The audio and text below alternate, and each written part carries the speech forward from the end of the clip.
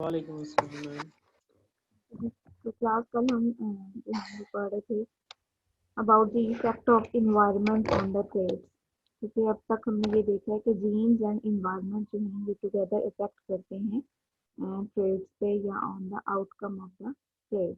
तो इसमें एग्जांपल थी फिनाइल कीटोन यूरिया की। फिनाइल कीटोन यूरिया जो है वो इसमें बेसिकली क्या होता है कि अगर एक ह्यूमन में नॉर्मल कॉपी इस जीन की प्रेजेंट है एंड वो जीन क्या करता है, वो फिनाइल एलानिन हाइड्रोक्सिलेज इंजाइम बनाता है। अब फिनाइल एलानिन हाइड्रोक्सिलेज इंजाइम क्या करता है कि ये फिनाइल एलानिन को जो है उसकी मेटाबॉलिज्म कर देता है या उसकी ब्रेक डाउन करवा देता है और पर्सन जो है वो नॉर्मली फंक्शन करता है। But if the mutant copies of these genes are present, ठीक है, कोई भी नॉर्मल कॉपी प्रेजेंट नहीं है बल्कि म्यूटेंट कॉपीज प्रेजेंट हैं अगर एक इंडिविजुअल में, और उसके जो क्रोमोसोम का पेयर है, बेसिकली ये जो जीन होता है फिनाइल एलानिन का जो जीन है, phenyl alanine hydroxylase gene, that is present on chromosome number 12। ठीक है, क्रोमोसोम नंबर 12 पे प्रेजेंट है, ऑटोसोमल जीन है ये बेसिकली, क्योंकि ये ऑटोसोमल क्रोमोसोम पे है। अगर क्रोमोसोम नंबर 12 का जैसे कि पेयर प्रेजेंट है और उस पेयर में दो कॉपीज जो हैं वो इस जीन की होनी चाहिए, अगर दोनों कॉपीज म्यूटेंट हैं, ठीक है, नॉर्मल नहीं है, तो उसके रिजल्ट में क्या होगा कि ऑब्वियसली नॉन फंक्शनल प्रोटीन बनेगी। वो इंजाइम जो नेसेसरी है for the metabolism of the phenyl alanine that will not be formed. तो उसके रिजल्ट में क्या होता है कि फिनाइल एलानिन जो है वो बॉडी में एक्युमुलेट होता रहता है। जब फिनाइल एलानिन की एक्युमुलेशन होती जाएगी तो वो फाइनली कन्वर्ट हो जाता है in the form of phenyl ketones. ठीक है, फिनाइल कीटोन्स आप कह सकते हैं कि फिनाइल एलानिन के कम्बिनेशन से बन रहा है। अब फिनाइल कीटोन्स जो हैं वो इस अफेक्टेड पर्सन के यूरिन में डिटेक्ट किए जा सकते हैं।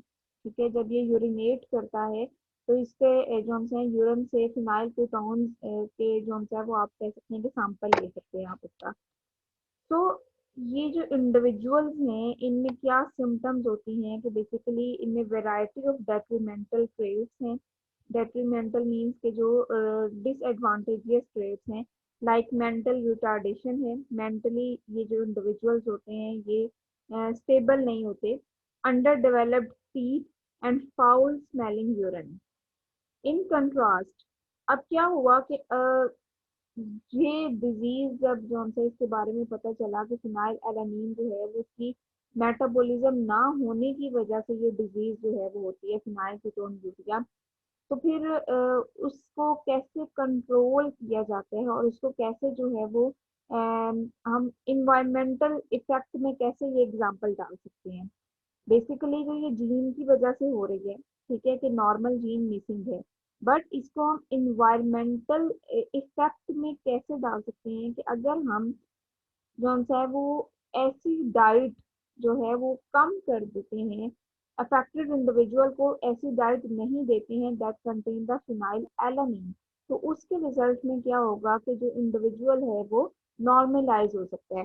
For example when PKU individuals are identified at birth and raised on a restricted diet that is low in phenylalanine, they developed normally. Although उनमें वो डिजीज प्रेजेंट थी लेकिन फिर भी वो सिम्टम्स अपीयर नहीं हो रही, क्योंकि आप एक्सटर्नली उनको कंट्रोल कर सकते हैं by giving them restricted diet.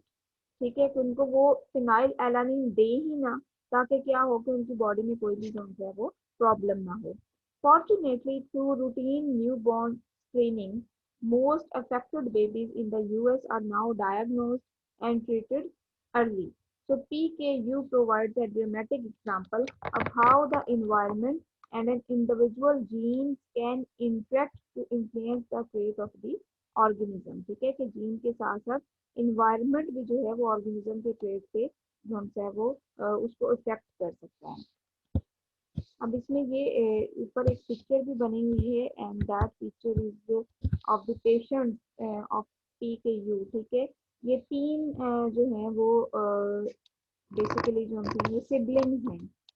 अब इन तीन सिबलिंग्स में से अगर आप फर्स्ट वन को देखें जो व्हील चेयर पे है, और लास्ट ये जो बॉय आपको नजर आ रहा है, बेसिकली ये दोनों क्या है, दीज आर अफेक्टेड विद फिनाइल ketonuria.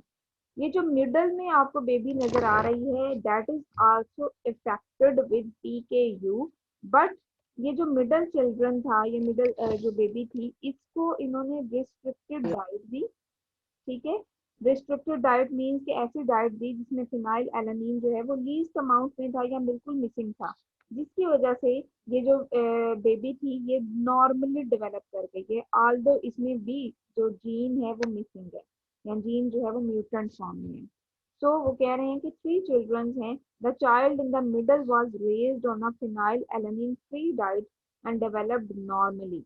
The other two children were born before the benefits of a phenylalanine-free diet were known and were raised on diets that contained phenylalanine. Therefore, they manifest a variety of symptoms, including mental retardation. ठीक है, कि अब ये दोनों zone से हैं, जब इनकी बर्थ हुई थी तब साइंटिस्ट को इसके बारे में नहीं पता था, या जहाँ पे इनकी बर्थ हुई उन लोगों को इसके बारे में नहीं पता था, तो उन्होंने जौन सा है उनको नॉर्मल डाइट दी। लेकिन जो मिडिल चाइल्ड है, जब उसकी बर्थ हुई तब तक जो है वो इस डिजीज के बारे में और इसको कंट्रोल करने के बारे में जौन सा है वो पता चल गया था, तो उसको फ्री जौन सा है वो रिस्ट्रिक्टेड डाइट से जौन सा है वो रेस किया गया एंड ही डेवलप्ड नॉर्मली। तो इसका मतलब क्या है कि जीन एंड एनवायरनमेंट जो है वो टुगेदर इफेक्ट कर सकते हैं on any trait. Then next जी, during reproduction genes are passed from parents to offspring. अब हमने ये देख लिया है कि जीन जो है वो इन्वायरमेंट के साथ जो है वो अफेक्ट कर रहा है किसी भी ट्रेट से। अब इनहेरिटेंस के पैटर्न्स को बेसिकली हमें उस पर फोकस करना है कि इनहेरिटेंस जो है वो कैसे हो रही है। इनहेरिटेंस क्या है, that is the transmission of traits from parents to offspring. And basic जो इसकी स्टडीज थी इनहेरिटेंस की, या इसकी जो बेस थी, that is provided by the experiments of the Mendel. ठीक है, मेंडल एक ऐसा साइंटिस्ट है जिसे आप कह सकते हैं कि ये जो है वो इसने जेनेटिक्स की बुनियाद रखी है। ठीक है, इसने इनहेरिटेंस के पैटर्न्स को जो है वो एक्सप्लेन किया था, और इसके साइंटिस्ट जो हैं इसके जो जितने भी एक्सपेरिमेंट्स थे उनको बेस बना के फर्दर जो है वो जेनेटिक्स पे काम किया गया। सो मेंडल जो है इस 19th सेंचुरी में इनहेरिटेंस पैटर्न जो है उनकी फाउंडेशन रखी थी। His work revealed that factors that govern traits, which we now called genes, are passed from parents to offspring as discrete units.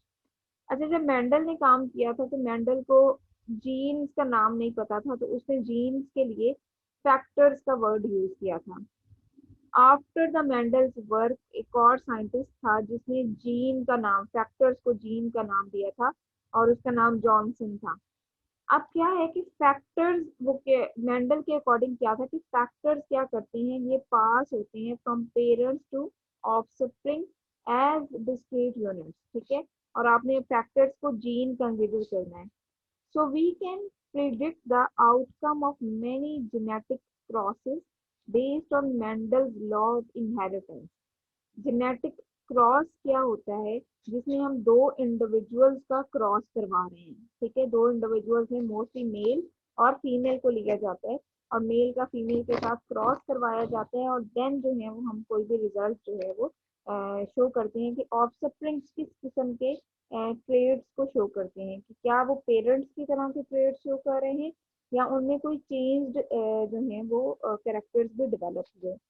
The inheritance patterns identified by Mendel can be explained by the existence of chromosomes and their behavior during cell division.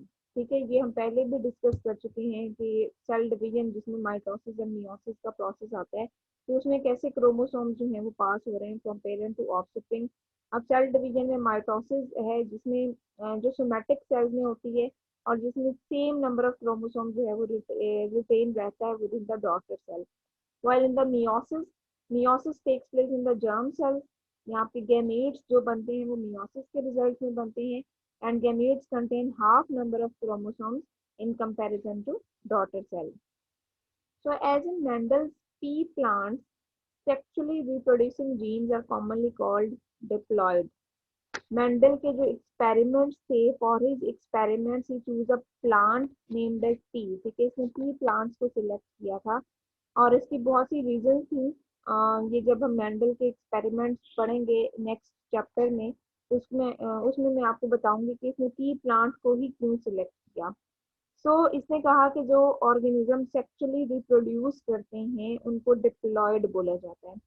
This means they contain two copies of each chromosome, one from each parent, ठीक है। ये जैसे हमने कल भी पढ़ा था कि होमोलोगस क्रोमोसोम्स कैसे बनते हैं, तो उनमें एक कॉपी क्रोमोसोम की फादर की तरफ से और दूसरी कॉपी जो है वो मदर की तरफ से आती है।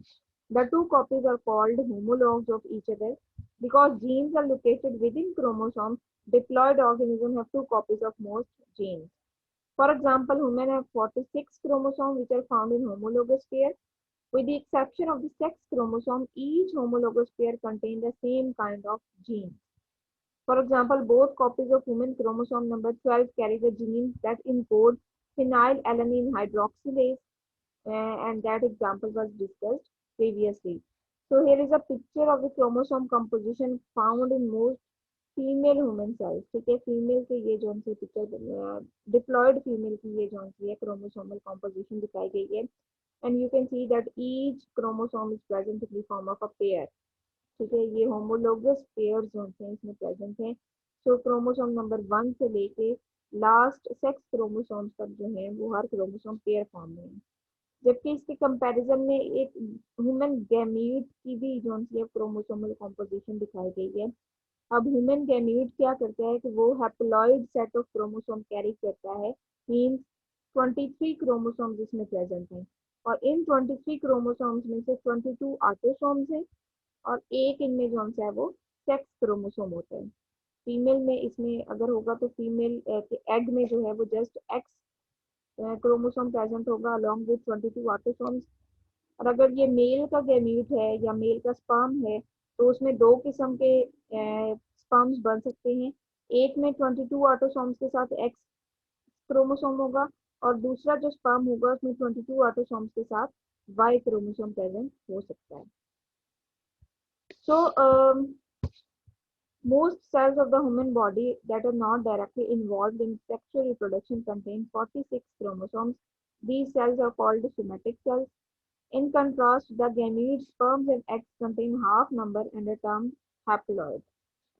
तो सोमेटिक सेल्स मोस्टली जो हैं वो डिप्लॉयड फॉर्म में होते हैं ह्यूमन बॉडी के अंदर, और जब इनमें जो हैं वो गैमीट्स जब बन जाते हैं तो गैमीट्स में स्पर्म्स एंड एग्स जो हैं वो हैप्लॉइड है, means half number of chromosome carry करते हैं। Union of gametes during fertilization restore the diploid number of chromosome. जब एग एंड स्पर्म कंबाइन कर जाएंगे तो अगेन ऑफस्प्रिंग जो है उसमें 46 क्रोमोसोम जो हैं वो मेंटेन रहते हैं। Primary advantage of sexual reproduction is that it enhances genetic variation. For example, a tall person with blue eyes and a short person with brown eyes may have short offspring with blue eyes or tall offspring with brown eyes. Means to say कि जब भी आपने ये जो हमसे sexual reproduction हो रही है उसके रिजल्ट में ऑफस्प्रिंग जो हैं उनमें हमेशा जेनेटिक वेरिएशन होती है, क्योंकि जेनेटिक्स की डेफिनेशन ही क्या थी, that genetics is study of heredity and variation, ठीक है। वेरिएशन किसमें है, variation with in the characters.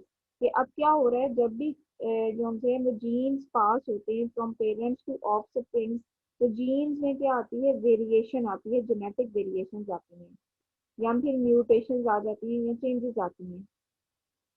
अब क्या है कि जिसकी वजह से offsprings are not exactly similar to parents.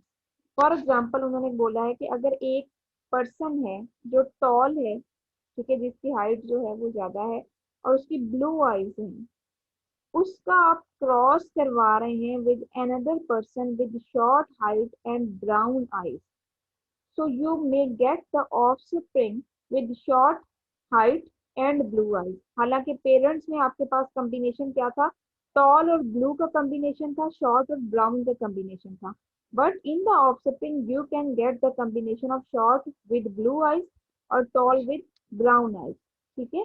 तो आपको डिफरेंट कॉम्बिनेशन जो हैं वो ऑफस्प्रिंग में मिल सकते हैं। तो ये किस वजह से है? Due to the genetic variation. Therefore, sexual reproduction can result in new combination of two or more traits that differ from those of either parent. Lastly, the genetic composition of a species evolves over the course of many generations. Basically, genetic variation जिसमें jeans में changes आती हैं, उसकी वजह से evolution भी हो सकती है अगर जेनेटिक चेंजेस जो हैं वो ओवर मैनी जनरेशंस एक्यूमुलेट होती रहती हैं। ठीक है, मीन्स के जो भी जेनेटिक वेरिएशन आई, अगर वो जेनेटिक वेरिएशन बेनिफिशियल होती हैं तो वो बेनिफिशियल वेरिएशन जो हैं these are adapted by the organism. तो इसकी एग्जांपल भी हम आगे पढ़ते हैं कि sexual reproduction has the potential to enhance genetic variation. This can be an advantage for a population of individuals as they struggle to survive and compete within their natural environment. The term biological evolution, simply evolution, refers to the phenomenon that the genetic makeup of a population can change from one generation to the next. Basically जो evolution का mechanism था उसको Darwin ने explain किया था।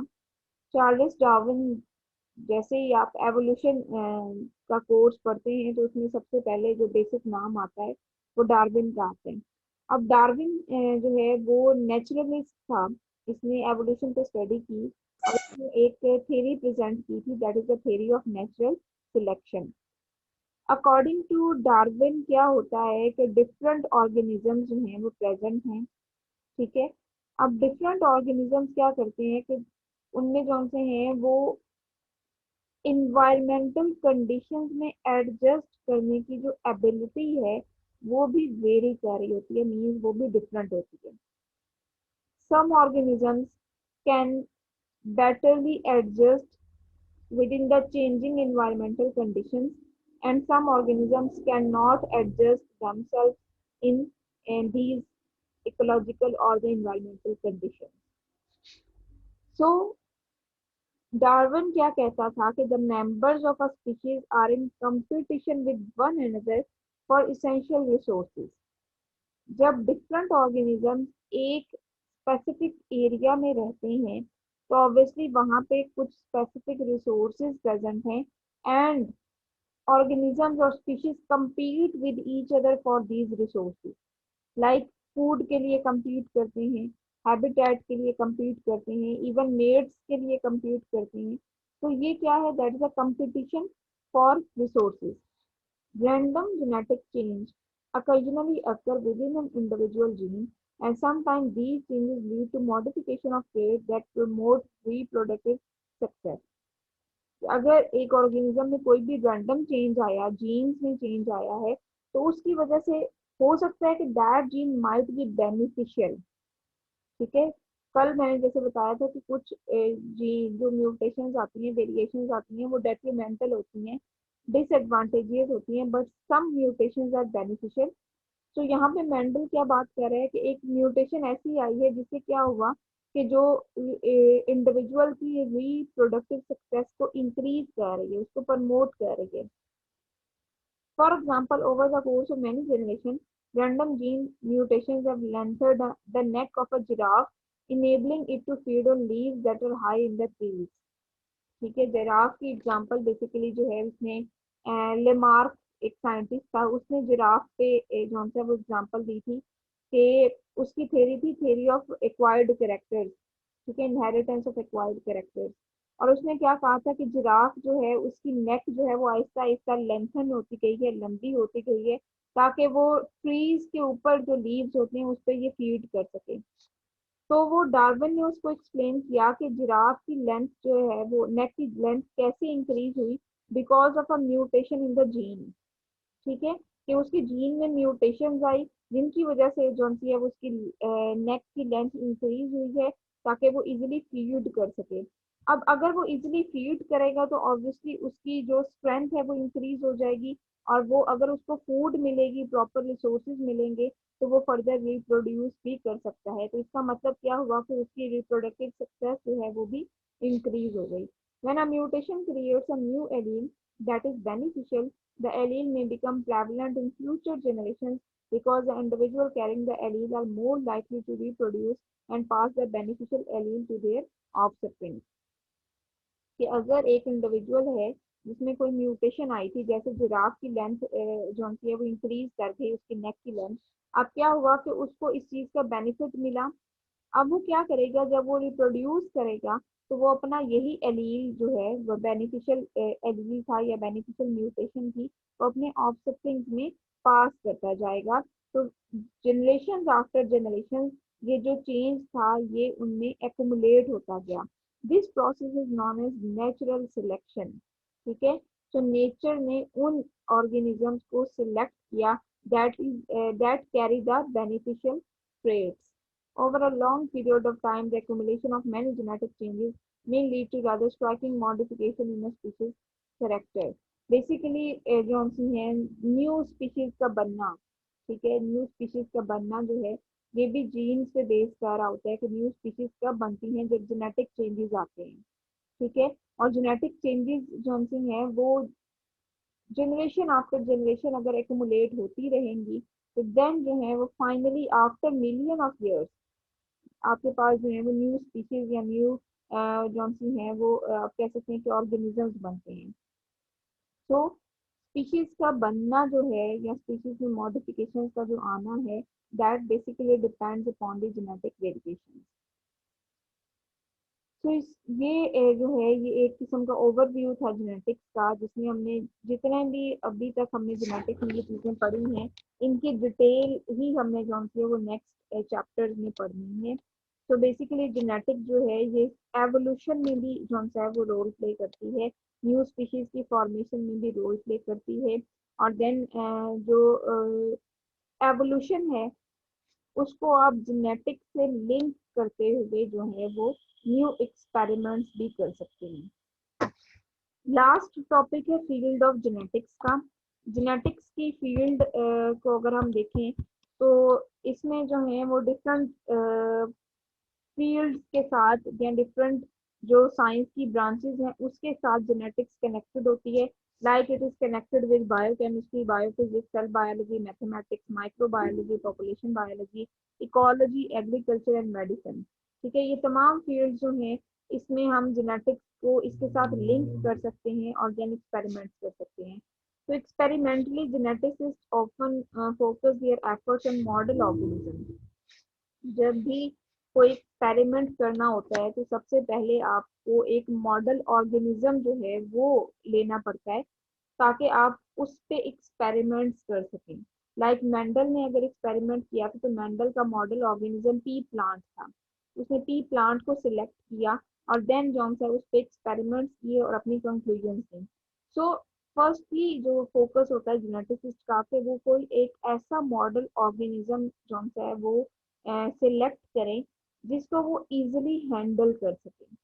ठीक है, अब ज्यादातर जो हैं वो ऐसे मॉडल ऑर्गेनिजम्स लिए जाते हैं जो कि एक तो जो से है वो उनमें क्रोमोसोम का नंबर जो है वो ज्यादा ना हो, मीन्स के नॉर्मल जो है वो कम नंबर हो क्रोमोसोम का।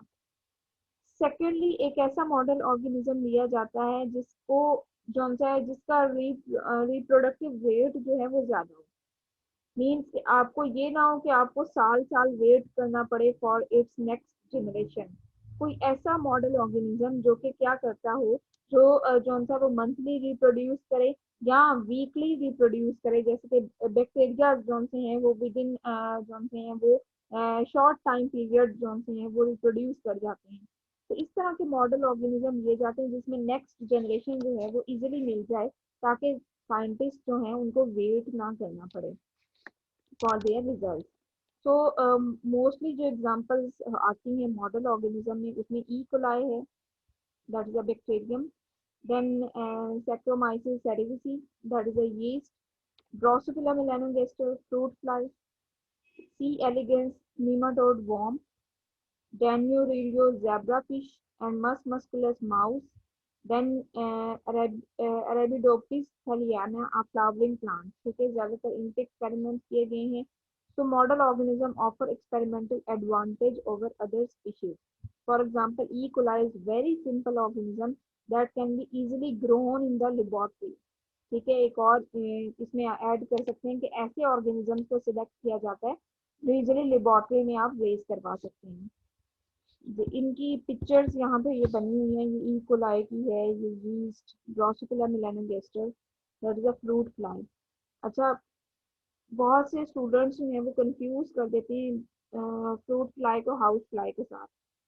हाउस फ्लाई जो कॉमनली आपको आपके घरों में होती है और आपको नजर आती है ब्लैक कलर की, वो हाउस फ्लाई होती है और उसका नाम जो है वो मस्का डोमेस्टिका उसे कहा जाता है, साइंटिफिक नेम। और जो जेनेटिक्स के जो एक्सपेरिमेंट ज्यादातर हैं वो ड्रोसोफिला मेलानोगास्टर में है, that is a fruit fly. Fruit fly smaller in size in comparison to house fly. आपने देखा होगा कि समटाइम्स आपने फ्रूट्स अगर रखे हों किसी भी जगह पे, तो वहां पे एक छोटी सी जौन सी है वो ब्लैक या ब्राउन कलर की जो है वो फ्लाई आती है। ठीक है, बहुत स्मॉल साइज की होती है। बेसिकली वो जो फ्लाई है वो आपकी फ्रूट फ्लाई होती है। तो फ्रूट फ्लाई और हाउस फ्लाई को आपने मिक्सअप नहीं करना। हाउस फ्लाई जो है वो लार्ज साइज की है, कॉमन है आपके इधर घरों में जो आती है ब्लैक कलर की होती है। जबकि फ्रूट फ्लाई जो है ये फ्रूट्स पे आती है, दैट्स वाई इसको फ्रूट फ्लाई बोला जाता है। और इसका साइंटिफिक नेम ड्रोसोफिला मेलानोगास्टर है।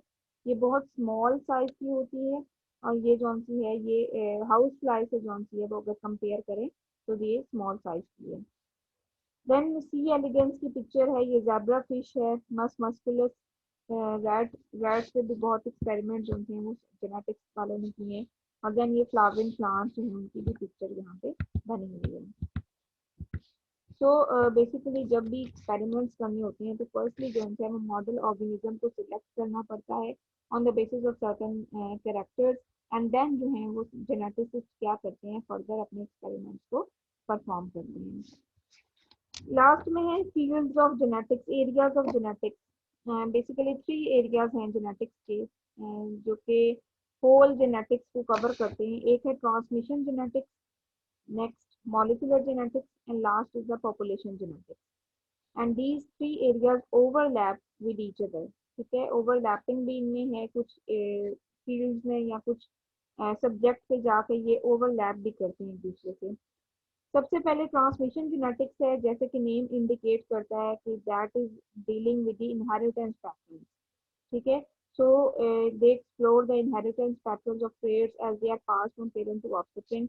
ये हम पहले भी ट्रांसमिशन जेनेटिक्स के बारे में पढ़ चुके हैं कि ये इसमें जस्ट ये होगा कि पेरेंट्स अपने जीन्स को कैसे जो है वो पास कर रहे हैं अपने ऑफस्प्रिंग में।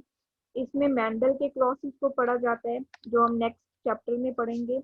और मेंडल ने ही ट्रांसमिशन जेनेटिक्स की बेस रखी थी और उसने ये बताया था कि कैसे जेनेटिक प्रोसेस करवा के तो आप ये बता सकते हैं कि ऑफस्प्रिंग में जो है वो कौन से ट्रेड्स डिफरेंट हैं फ्रॉम देयर पेरेंट्स।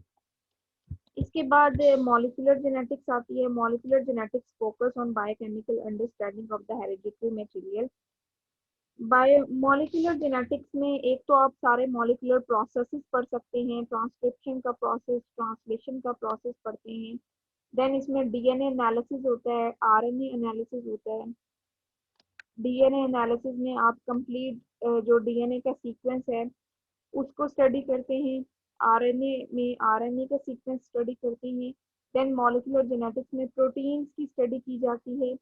प्रोटीन कैसे जो है वो बनती हैं, कौन सा फंक्शन परफॉर्म करती हैं, ये भी मॉलिक्यूलर जेनेटिक्स में देखा जाता है। देन मॉलिक्यूलर जेनेटिक्स जो है ये जेनेटिक अप्रोच को यूज करती हैं। जेनेटिक अप्रोच क्या होती है कि इसमें आप म्यूटेंट जीन को बेसिकली देखते हैं कि म्यूटेंट जीन जो हैं वो किस फंक्शन को एबनॉर्मल कर रहे हैं। अब इसमें क्या होता है कि अगर एक जीन है, ठीक है, उसमें म्यूटेशन आ गई है, उसकी वजह से क्या होगा कि ऑब्वियसली वो किसी ना किसी ट्रेट को इफेक्ट करेगा और उसको एबनॉर्मल कर देगा। अब उसमें क्या होता है कि अगर एक म्यूटेंट जीन एक एबनॉर्मल फंक्शन परफॉर्म कर रहा है तो उससे आप ये अंदाजा लगा लेते हैं कि अगर ये जो सा है वो जीन नॉर्मल होता तो बेसिकली किस फंक्शन को अफेक्ट कर रहा होता। ठीक है, लाइक यहाँ पे है कि molecular genetics often study mutant genes that have abnormal function. This is called a genetic approach to the study of research question. In many cases, researchers analyze the effect of gene mutation that eliminates that eliminate the function of a gene. So this type of mutation is called loss of function mutation. Loss of function mutation basically क्या होती है कि इसमें अगर एक gene जो है उसमें म्यूटेशन आ गई तो वो अपना फंक्शन ही परफॉर्म नहीं करेगा, तो उसको आप कहते हैं कि लॉस ऑफ फंक्शन म्यूटेशन है। ऐसी म्यूटेशन है जिसकी वजह से फंक्शन जो है वो लॉस हो गया है and the resulting gene is called loss of function allele या loss of function gene. So, by studying the effect of such mutations, the role of the functional non-mutant gene is often revealed. ठीक है, non mutant gene means normal gene का function जो है वो आप easily बता सकते हैं कि नॉर्मल जीन का क्या फंक्शन था। तो इस तरह जो है वो मॉलिक्यूलर जेनेटिक्स में बेसिकली जीन म्यूटेशंस को भी देखा जाता है कि जीन म्यूटेशन कहाँ पे आ रही हैं, किस फंक्शन को अफेक्ट कर रही हैं, और देन नॉर्मल जीन जो है उसका क्या फंक्शन है। लास्ट में पॉपुलेशन जेनेटिक्स है। पॉपुलेशन जेनेटिक्स जो है that is concerned with genetic variation and its role in evolution. Basically जो मेंडल के एक्सपेरिमेंट्स हैं और जो डार्विन के एक्सपेरिमेंट्स हैं, ठीक है, जेनेटिक्स को एवोल्यूशन के साथ कंबाइन करके जो है वो एक और आप कह सकते हैं कि फील्ड बनाई गई है, that is the population genetics. Population genetics जो है ये जेनेटिक वेरिएशन के साथ डील करती है, जेनेटिक वेरिएशन का जो रोल है एवोल्यूशन में उसके साथ डील करती है। इसमें नियो डार्विनिज्म का कॉन्सेप्ट आता है। नियो डार्विनिज्म क्या है, that is a combination of Darwinism and Mendelism. ठीक है, मेंडल का और डार्विन का जो कॉन्सेप्ट था उसका जो कॉम्बिनेशन है उसको इसमें पॉपुलेशन जेनेटिक्स में स्टडी किया जाता है। तो आपके जेनेटिक्स का जितना भी फर्दर कोर्स है उसमें ये तमाम एरियाज, ये तमाम फील्ड्स जो हैं इनको वन बाय वन हम डिटेल में भी डिस्कस कर लेंगे। तो ये आपका चैप्टर जो है यहाँ पे एंड हो चुका है। अटेंडेंस ले लें।